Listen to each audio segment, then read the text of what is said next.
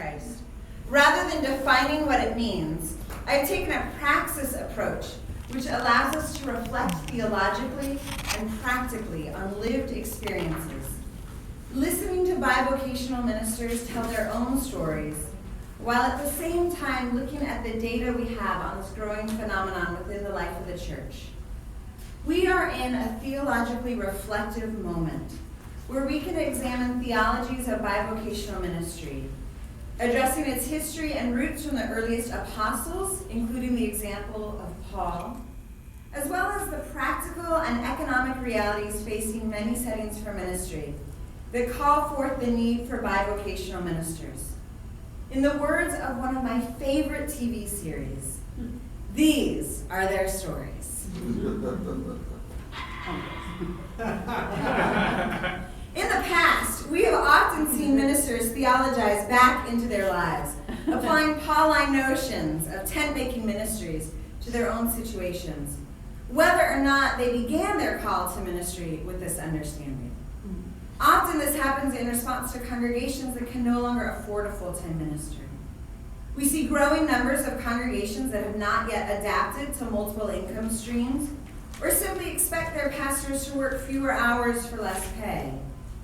1/3 of all pastor positions in the UCC are part-time, and at least half of all interim, associate or assistant, or youth minister positions are part-time.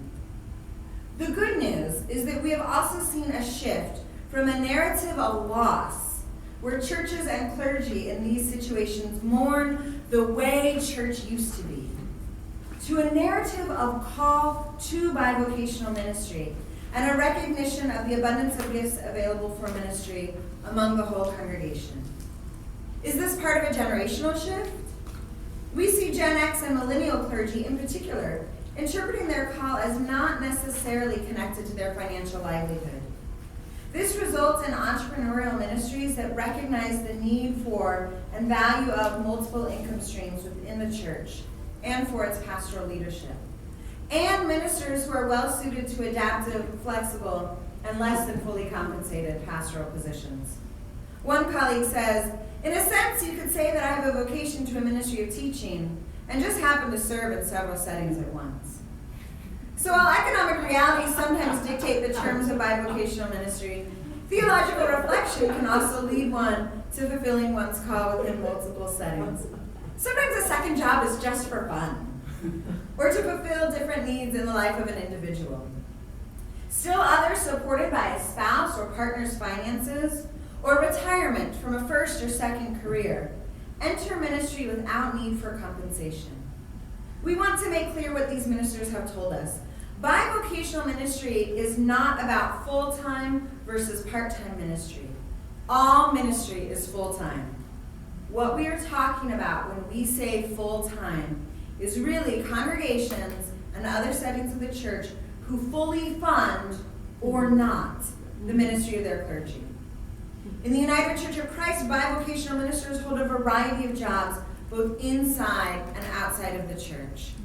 Some have obvious connections to ministry. Others are wholly different. Some consider parenting their other vocation. Some prepare for 2 professions at a time, such as social work and chaplaincy. Nearly all describe a sense of satisfaction at doing ministry in unconventional or multiple settings. Everyone agrees that boundaries and clear guidelines for what a church can and should expect from their pastor must be explicit, particularly when a congregation or specialized ministry setting is moving from full-time to part-time compensation. The flexibility of ministry is a great gift for those who hold additional jobs, but it can be taxing.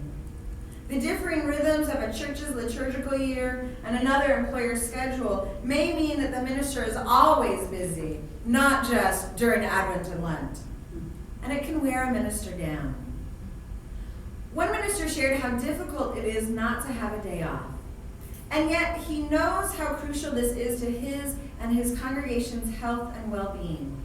He declared, "Sabbath observance is another expression of how we are called to be Christians. It is a form of social justice." In fact, this entire notion of rhythm A dynamic, constantly shifting beat, sometimes faster, sometimes slower, sometimes silent, sometimes noisy, makes more sense than talking about balance in the life of bivocational ministers and in the congregations or other settings where they serve. How do we all faithfully discern and live within these rhythms? We wonder about other things too. What role does compensation play in determining whether a call is ordainable or authorizable? What, if any, is the relationship between lay or licensed ministry and bivocational ministry? How can we move with the Spirit at work in our world in new ways while holding accountable our settings for ministry and welcoming the diversity of leaders in the church, not merely the independently wealthy who can work for free, but also not ordaining into poverty? We would like to assert that the gifts and skills of bivocational ministers, especially those with secular jobs, bring needed, vital, and entrepreneurial competencies to the exercise of ministry in the 21st century.